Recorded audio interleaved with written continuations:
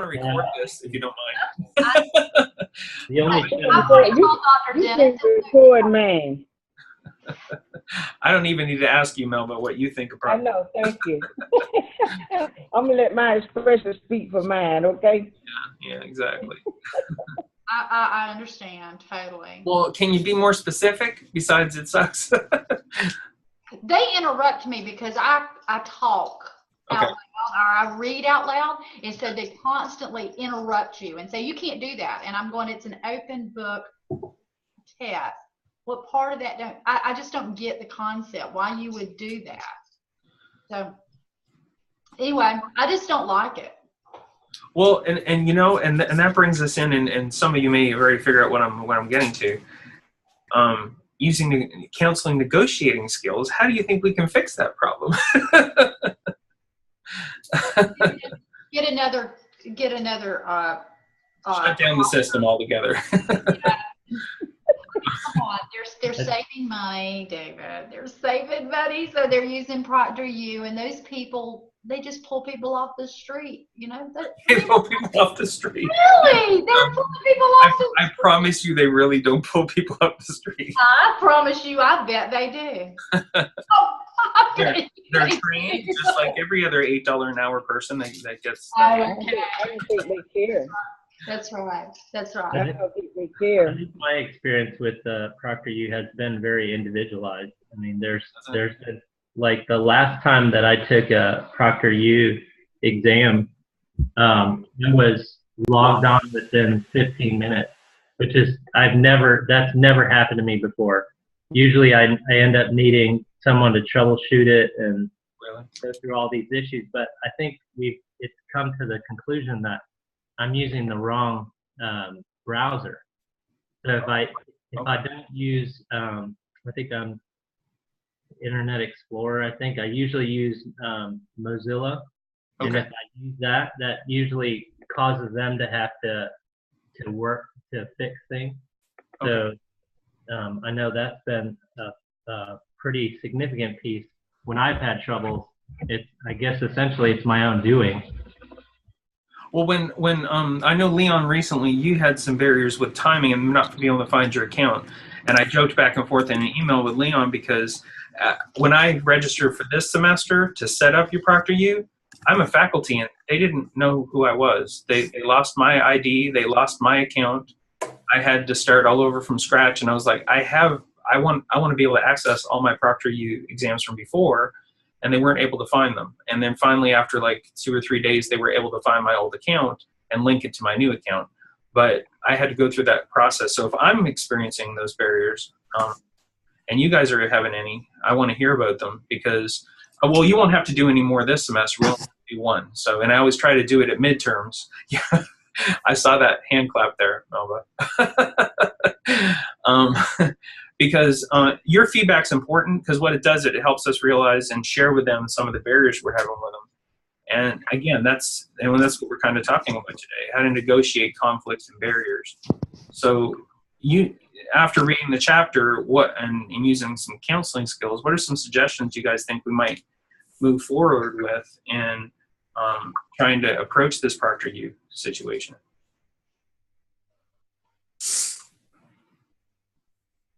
I don't know. But let me say I didn't. Once I got my I had a computer problem, which wasn't the main problem. Once I got on the phone with Proctor, they were having system problems, and once I got on the phone with them, they got it straightened out fairly well. But then I had a computer crash on me, and so I had to swap over computers, and it took all of that. Once I got that straightened out, it was fine with me. I didn't have a problem. Yeah, I've actually never had a problem. I think they can be. I think they can. Hello? Hey, go ahead. Sorry. Yes, I think they can be more better prompt with their timing. Okay. They tell you one time, and it's not, that time. Sometimes you get to do it 30 to 45 minutes after the point time that you're scheduled for your exam. And and the reason why I brought up Proctor U, because it's something we can all relate to, and even I've had struggles with them. And instead of just going over the same topics that we're talking about, I wanted to give it like a real life example. So when we're dealing with clients or when we're dealing with personal problems like this, the first thing that comes to mind is, like you said, this sucks. I've studied, I'm already nervous about my exam. I want to do well. And this pressure is making, it obviously will impact how your grades are to some people. Some people are able to, push through stress and pressures better than others, but it's your personal view. And so it's a conflict that you're having. And basically when you're dealing with negotiation, you're dealing with basically people or clients or yourself that you want to basically get your own way. You don't want to face these barriers. You feel like you shouldn't have to face these barriers, but that's the conflict issue. It's the conflict between wanting to get your own way and fairness and what is going on the other side. So looking at Proctor U as an example, saying, that we need to just get rid of this and stop this. What are some things that we can do to break it down to figure out what's going on the other side? Because first of all, we need to figure out what's the common issue here. So what are some of compared to what you read this week, what are some of the things that we can do to approach the Proctor U issue?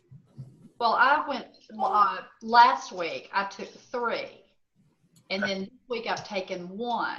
The last week, as soon as before they ever began the test, I told them, do not interrupt me, because if I hear noises, then I'm just going to freak out. So I told them, don't interrupt me, and I told them I was going to read out loud.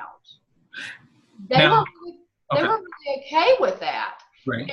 And those 3 tests were probably the best test.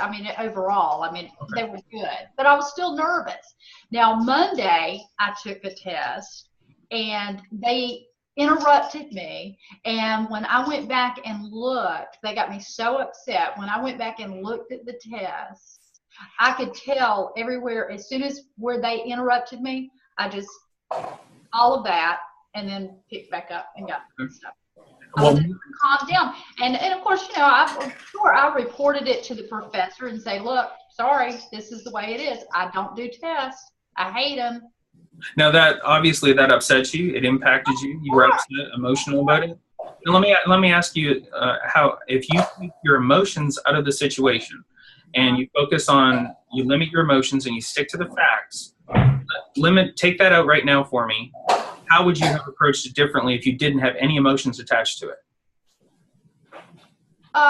Well, if I was trying to defend for a client. Yeah, if you're advocating for a client, how would it have gone differently than when you're personally attached to it and you have an emotion to it? Well, I would have already told them in advance. Okay. I think Proctor needs to understand. Exactly. There's already enough stress in every student that's going in front of them. I don't think any student goes in there and like, I got this. I think they're all very nervous, but some do better than the others. And so I would have to tell Proctor, you need to be careful how you talk to people, how you interrupt. It's like you're sitting there, you're watching them take a test. Be quiet. Just sit there and let them take the test. Well, and in dealing with negotiations, it's important to look at both sides. Like you said, did they just get these people off the street? Yeah, Do we know that? So part of that negotiation would be to contact Proctor U, get your professors to contact Proctor U on your behalf, and contact them and say, look, what is the criteria for someone who meets these Proctor exams? These are the barriers I've been having, and what can we do to change this? So, do I need to put something extra in my explanation when I set up Proctor U? Do I need to say, please don't interrupt the students, this is bothering them? You see, when we're emotionally attached to a topic, or we're emotionally attached, or we have clients that are, for example, marriage family counseling, you're going to have divorce counseling, for example. They're fighting. They're not listening. They're not hearing. They're both upset. They both have their sides. And how do you get them to negotiate and talk to each other? Well, first thing you have to do is remove the emotions, which is difficult.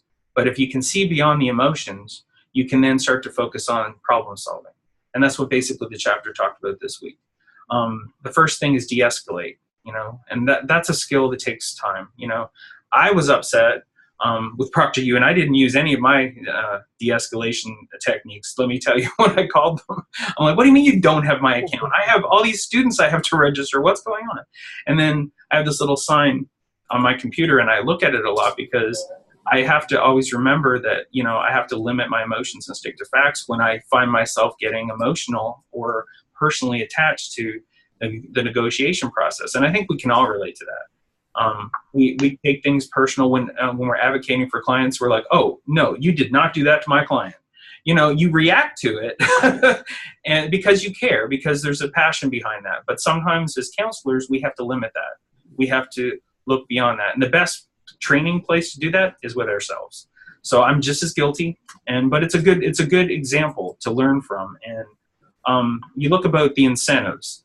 Like the chapter talks about incentives, and what are the incentives to talking to ProctorU? Well, they're a company. They need our business.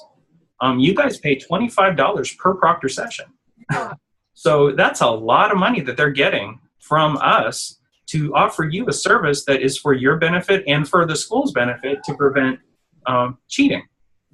So knowing that. If the students are here, if you're on campus, then you could actually work it where somebody could come in and give the test. The problem is that we've got so many online, and I don't know where everyone's from, but you might be living, in Colorado or somewhere like that. So, Melba, what do you think about that in terms of how you can relate your interest with ProctorU and have a mutual interest like the text talks about to fix this problem?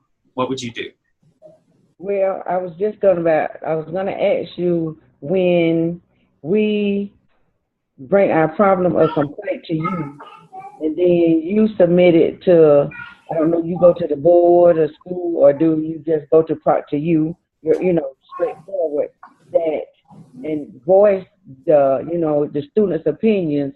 Will there be any action taken, or because I say to me, like you said, what, $25?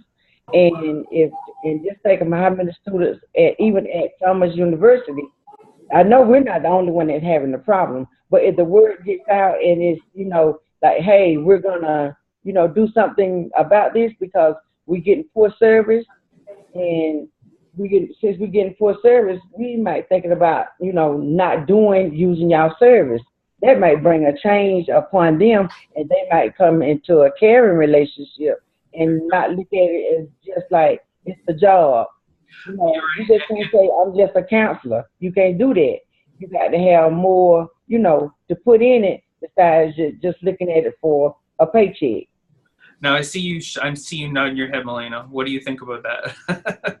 Well, I agree. The biggest thing is, like, for ProctorU is that we've got to have a mutual understanding. Like, the job needs to be easy for you, and us taking our test needs to be easy for us. So we don't need to let emotions take over, and then we have problems with each other. And like the next person they go help with their ProctorU, they'll be mad at them, and they'll just keep going, and then it'll end up, it'll all end up with everybody blowing up on everybody, making the test a lot worse. Right, and it's about looking at both sides when you're negotiating, and any you can look at any conflict you have with clients personally.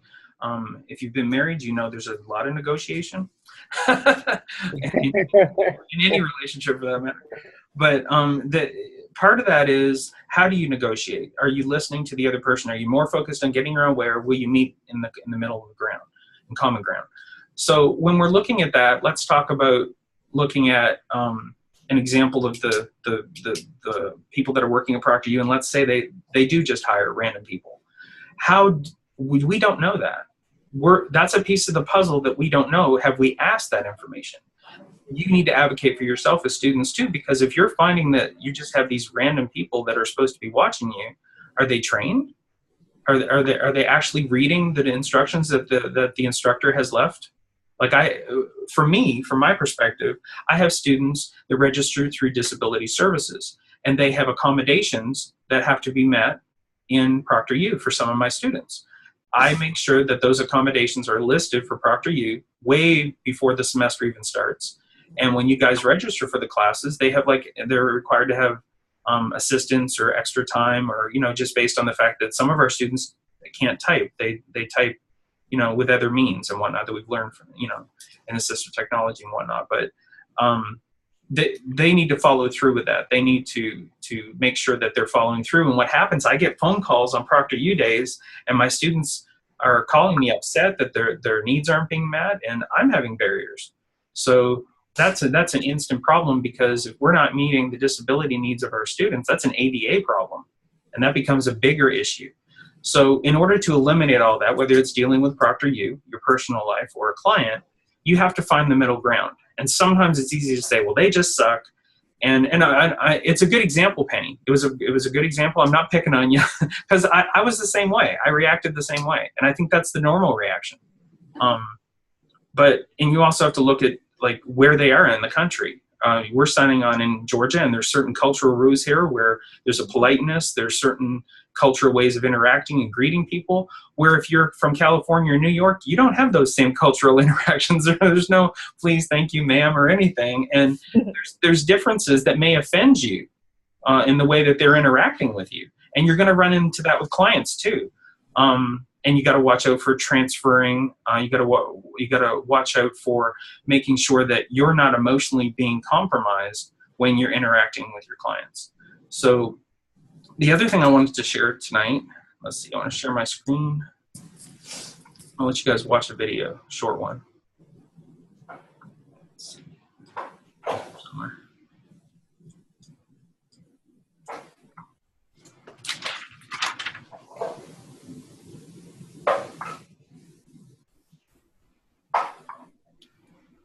Oh, I know it's in the shell, so I'll just go in the shell.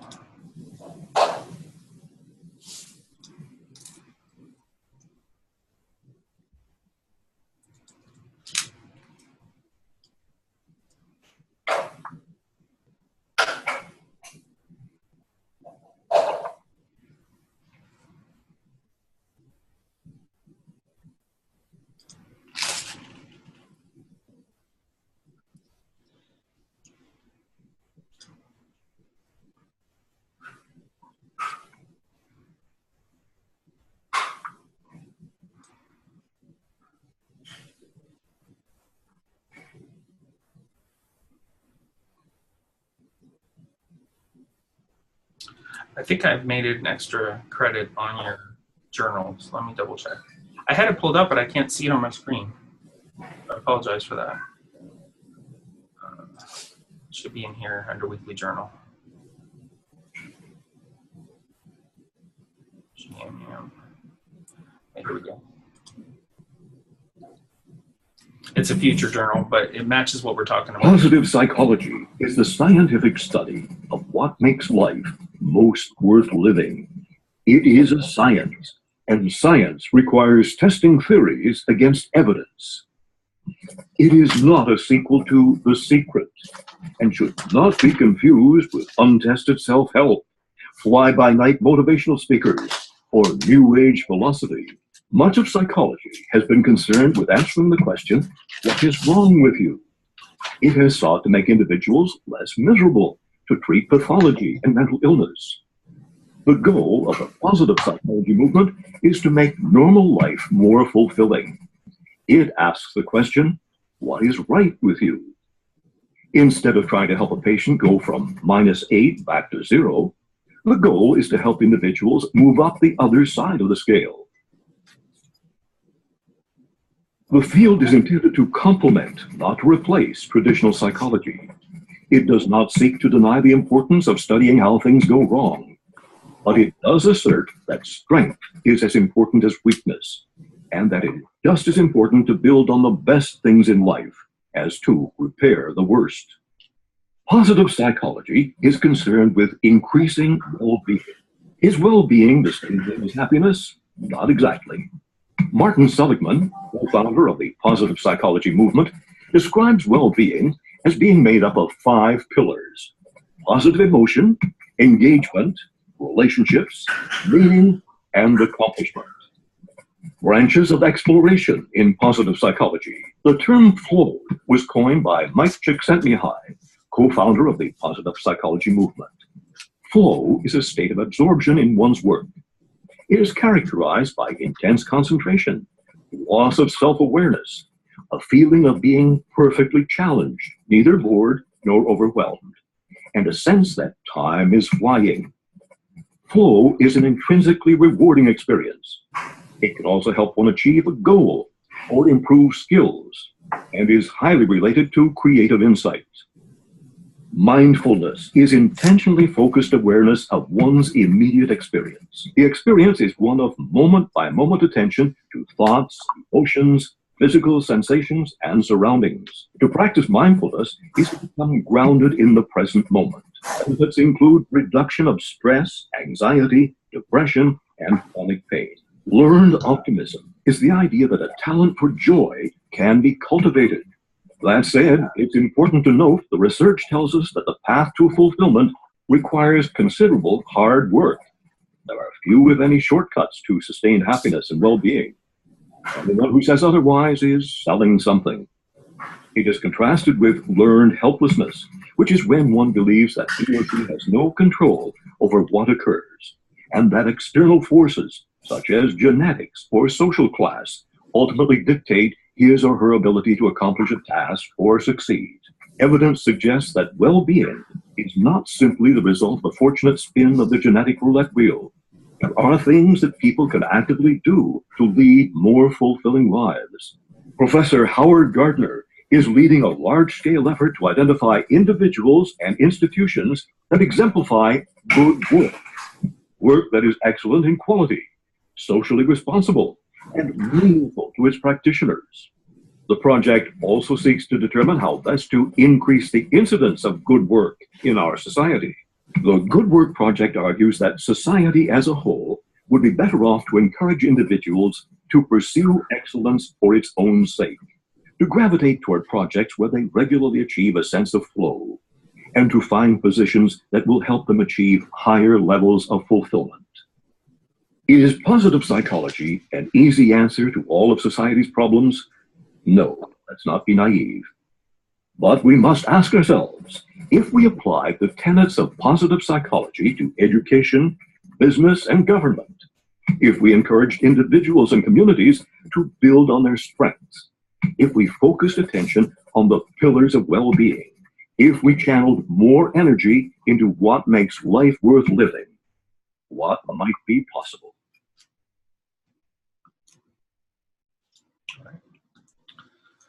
And that leads us into our topic about talking with strengths this week. So, Leon, give me some feedback on what you read this week in the text in regards to pulling up the strengths for the client and what you just saw.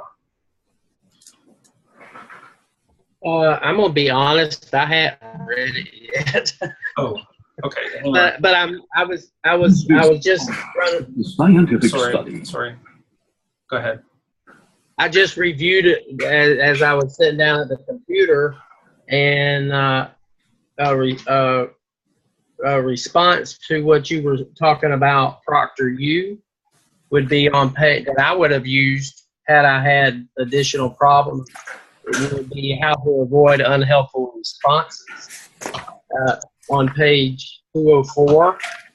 You know, we can't control things outside of us. We have limited control, or if none, but we can control 100% what we do and the way that we react. I know that you were coming from the point of how would we be helping, you know, a client or a patient in a situation like that. I understand, but still, it would be unhelpful responses that we saw in the client, right? And that would be perspective to help them to guide their perspective. Well, I think okay. Well, come from your own client base then. In terms of you have clients that have strengths and weaknesses. You get to know your clients. You hear them. You hear what they're saying. You hear what their belief is, their belief system in themselves and the people around. How do you personally change, or you can't personally change it, but how do you impact your client to get them to look at things differently, just personally for you when you're working with a client? If they're down on themselves and they feel like they can't, how do you encourage your client? How do you advocate for them?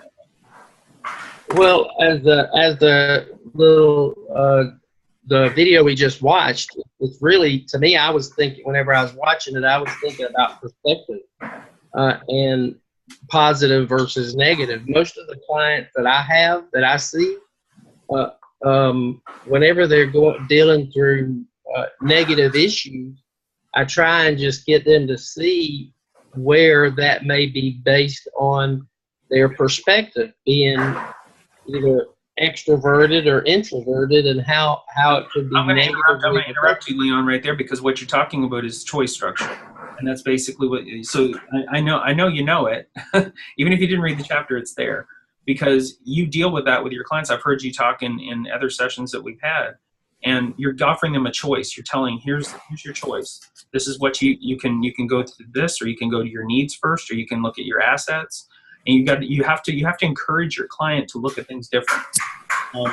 The question is that always easy? What do you think, Matt? I think in consideration of the reference that you're talking about with Proctor Hughes, I guess the mutual understanding, someone said that earlier, of knowing what the reality of each person is. Mm-hmm. To understand what the reality of your client is would probably determine what you could present as strength to that individual. Within themselves, right? Yeah. Yeah. And I was trying, while he was talking, I underlined some things from the book that were interesting. Okay. And I can't find them, of course. Yeah, that was the same way with my video. But they kind of talked about being able to dialogue with the client about the fact that where they are, and understanding that there needs to be change, that there's already some positives that they're presenting. Right. And just to utilize kind of the road that they've gone on to get to the point that they are. And providing that insight within that. Absolutely. Look at it like a roadblock. We're all going to face our own personal barriers and our own personal issues, and especially when working with clients, you're gonna hear a lot of repetitive cycles that we've been living in. It's part of the reason that they're stuck. Personally, it's part of the reasons why we get stuck in our belief systems. How you interact with a client is going to determine how they're going to face those problems. If you tell a client and you pull the Dr. Phil therapy session and you say, something wrong, how's that working for you? You're not always going to get the best outcome. The best way to approach a client is like what Matt said, is you acknowledge what they're saying first. You have to listen to what they're saying. Give an example. If you're upset with your spouse, for example, and you're trying to share how you're feeling, most of the time you're thinking about your emotions, your impact, how that's looking at it, how you're interacting. But if you ask them what they're actually upset about, what is their problem, instead of saying what I'm mad at you about, why isn't this not working? You offer a self-challenge, but you can't do that without acknowledging it first. You have to first acknowledge what they're feeling, their pain, their issues, their barriers. So repeat back to them and say, what I'm hearing from you is, I'm hearing that you're having these barriers, that these are issues that you're having. I'm also hearing that these are your strengths, that you're able to hold down a job, and you're able to go to school full time and take care of your kids. And I know you're stressed and the anxiety level is high, but I'm hearing you say that, and those are really strong things that I want you to know about yourself. Sometimes clients need to be reiterated. They need to hear the strengths that they have, because they're so focused on the negative cycles that they're trapped in. The next thing after you acknowledge that is to focus on clarifying for them and challenge them. And that's hard. That can be tricky. So you can say things like, because you do all this and you follow through, why is that important? Why is that important that you're putting yourself through this? You're going through school, you've got your spouse, your kids. Why would you do that to yourself? There must be a reason why you're pushing yourself to do that beyond all those things, right?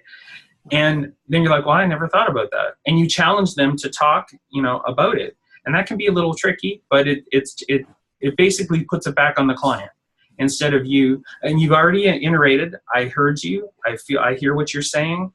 These are your strengths. You give them that positive push, but let them explain to you why they're willing to put up with all that. And then you get to the root of the problem. Maybe it's because they don't have a choice. Maybe it's because it's financially based. Maybe it's a dream that they had and they don't want to give up on it. And then you get to the root of what the core the issue is. And I think that's the basis of positive psychology. It's focusing on what you have, allowing the client to see what those strengths are that you're observing, and then pull out those cycles and try to break them. But you can't do it. Only the client can. And that's hard for us because we want to fix things as therapists and counselors. We want to make it all better. And it doesn't always work that way. And it doesn't work that way in our own lives. How many times in your own life do you have interactions with people and you're like, if they would just listen to me, everything would be fixed for them. It doesn't work that way. If they just listen. And it's how we feel. But is that really going to fix it? It's understanding, it's connecting, and it's challenging people for themselves. But you have to know what their strengths are first, and you have to let them know that you've acknowledged what those weaknesses and strengths are before, and that builds the trust bond too. And I've noticed when I work with clients, when I forget to do that, it changes the whole dynamic. That I keep having the same. In the past, I would have the same conversation for a year with my caseload. They would have the same barriers, they would have the same issues until we started looking at, okay, what are we doing differently? What are you doing differently? Why are you doing it this way? Is there another way? Asking those questions but challenging them is the key. So that's basically what and I appreciate you being honest about not reading the chapters, Leon. But there were lots of times I didn't read my chapters. Don't worry about it. Well, it wasn't my fault. It was Yam Yam. I know. Yam Yam stole your book. Gotta blame somebody else, right? Exactly. It was Yam Yam. But I mean, do you all understand that concept, that how that can change the dynamics if we approach things differently that way? And and it doesn't happen naturally, guys. Some people are gifted with those life skills, but the majority of us have to continually practice that. It's hard. It's hard to interact and to see things from other people's view, especially when we don't agree with it. I can see that every day right now when I'm watching political stuff online. There's lots of thoughts and feelings that are going through my head, but how do you interact with people when you talk about things like that? And the same thing with clients. You can apply that to everything that you do. So I hope that kind of sums up the whole, concept that we were talking about. And I want you all to know that you all have, and I usually don't share this, but you guys have been such a great class. Well, every one of you have an A at the midterm, so I'm pretty impressed with that for you. So congratulations for your hard work. So, but anyway, does anyone have any questions or anything before the break? You're done pretty much for the break now. You'll be graded on this, and it didn't impact your grades because all of you had A's anyway. So even if I put 5 points in, it wouldn't have changed anything for the session. But you'll have your break, and then we'll come back and we'll start again. This is our last. When is spring break? Spring break. When does it start? Right now. Right. Well, from this class, Right at now, least. I've got an For this example. class. This second. Is it? I mean, seriously, is it like this? Like today through the next week? Well, technically, it's from Monday. Well, you can count this weekend. It's the whole entire week. So Okay. Next Monday you'll start. Not next Monday, but the Monday after. So, but I always make sure my classes are summed up on Wednesday. You guys have an extra break time. So, Which You're is the man. nice. I don't care what they say about you. oh, thank you. But no, I've enjoyed the discussion, guys, and I like the online element. We're going to start introducing more online discussions in most of our classes. And this was like a kind of a pilot study last year where we implemented some of this in some of the live discussion boards. But I like it better because I get to see your face, you guys get to interact. And sometimes the discussion board posts are not just difficult for you to answer, sometimes it's hard for me to repeat the same things over and over again when I'm responding back to you too. So I mean, I just like it better because I get to hear what you actually have to say, which is what it's all about, you know, learning from each other. So have a great break. And if you need anything or you have any barriers, just give me an email or give me a call. Okay. All right, guys. Thank you. Thanks. All right. Thank you.